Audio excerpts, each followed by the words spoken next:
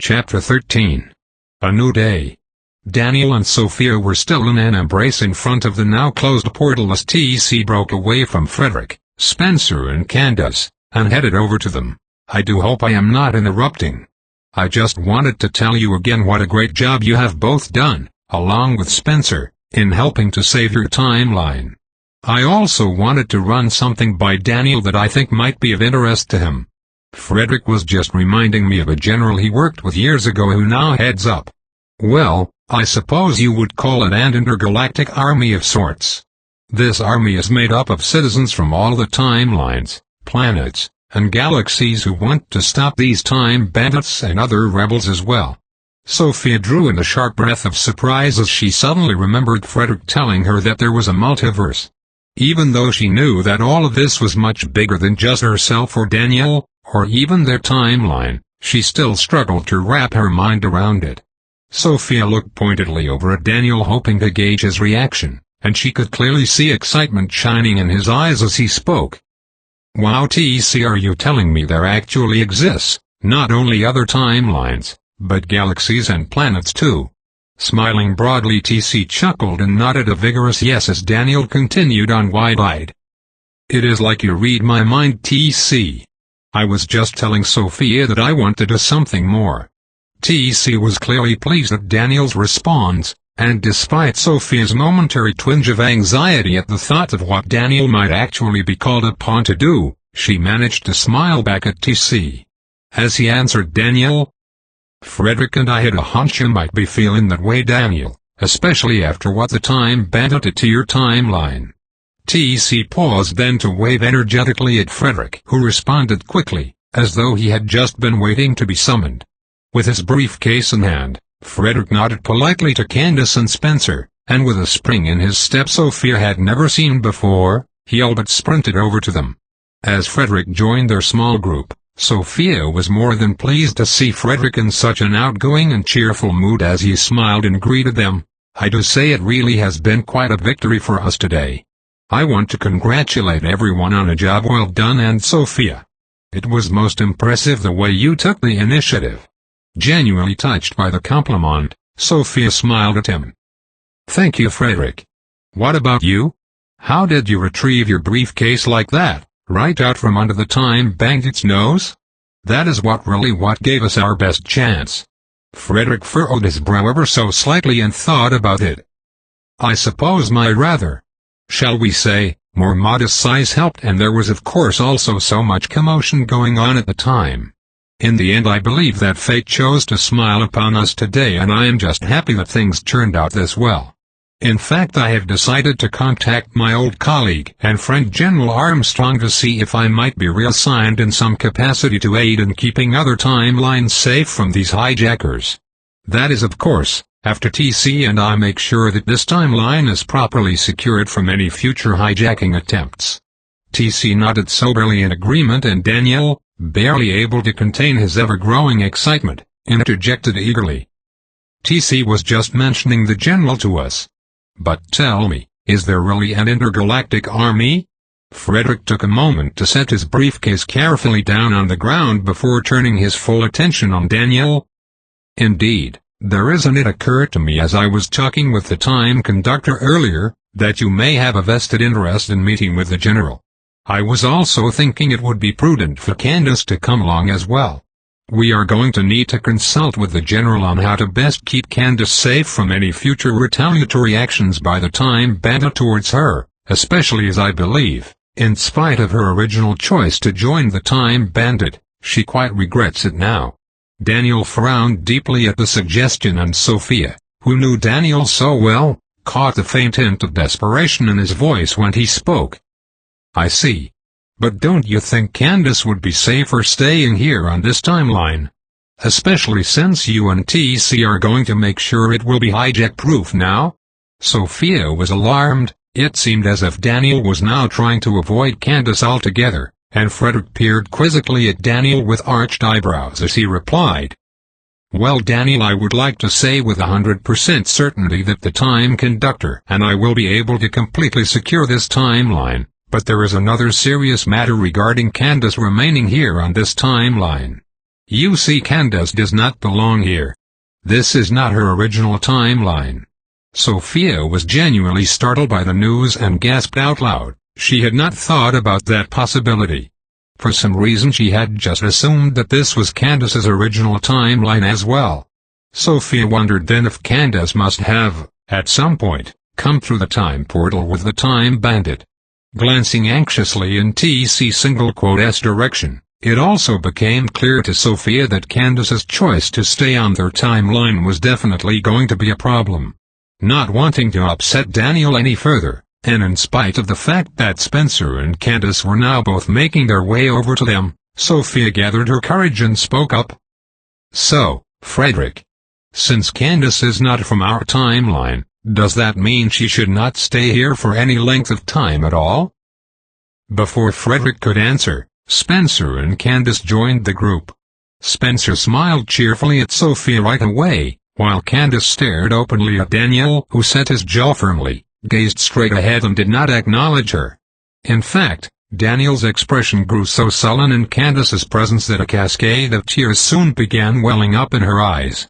Sophia hoped fervently that Daniel might relent then, especially in the face of Candace's genuine sorrow, and she wondered if Candace now not only regretted her public declaration of love for Daniel, but her choice to stay with him as well. As badly as Sophia was beginning to feel for Candace, she was also acutely aware that the problem of what to do about Candace's presence on their timeline had to be dealt with immediately. Intently searching the now familiar and dear faces all around her, Sophia noticed Frederick pulling at his collar as all eyes were now fastened intently upon him, and after anxiously clearing his throat, he proceeded to answer Sophia's question. "Well, let me see. How can I best explain? Candace here has unfortunately participated in unsanctioned time travel, and so regrettably it is imperative that we return her back to her original timeline as soon as possible. If we do not do this, we will have to quickly work to try and set her coordinates into this timeline to minimize any overall potential echo effect on the entire multiverse." Sophia blinked hard as she struggled to comprehend what in the world Frederick was talking about. A stunned silence had fallen upon the entire group until suddenly Spencer's features brightened so much that he looked downright boyish. "Wait. I get it. This unsanctioned or illegal time travel creates a kind of ripple or domino effect that messes up all the other timelines." Frederick nodded solemnly. "That is a good enough way of putting it. The multiverse is indeed interconnected, and this is why unsanctioned time travel is strictly prohibited. You see, when we go into timelines not designated specifically for us, that timeline does not have the coordinates to support our presence there." Candace's reaction to Frederick's explanation was immediate as she began visibly shaking and went white as a sheet. Surely this news about the timeline not being able to handle her presence, along with Daniel's seeming rejection, was just too much to bear. TC placed the reassuring hand on Candace's shoulder in an attempt to comfort her before addressing the astonished group. "I know it is a lot to take in, and there is no denying we need to try and avoid some very serious consequences here. I can also see there's some tension about Candace, and so I think it might be best if we just go on right now and get it all out in the open. Candace has assured me and Frederick that she no longer wants to be associated with the Time Bandit." Daniel frowned and raised his hand in protest. "How do we really know we can trust her, TC? You are all so quick to forgive and forget. Have you already forgotten that Candace was sent by the Time Bandit to break Sophia and I up?" Sophia reeled at the pain in Daniel's eyes at the mention of their breakup, and Candace flinched at Daniel's cutting words. However, instead of speaking up in her defense, Candace quietly moved in closer to TC, who perhaps other than Frederick, she must have felt to be her only real ally at this point. TC's authoritative gaze was pointedly on Daniel as he continued.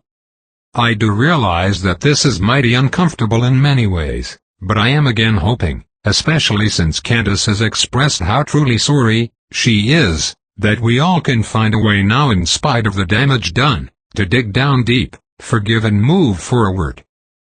Sophia nodded her support of TC's sentiment as her gaze fell questioningly on Daniel, as she fervently hoped he would choose to forgive, move past his anger at Candace, and fully embrace his destiny.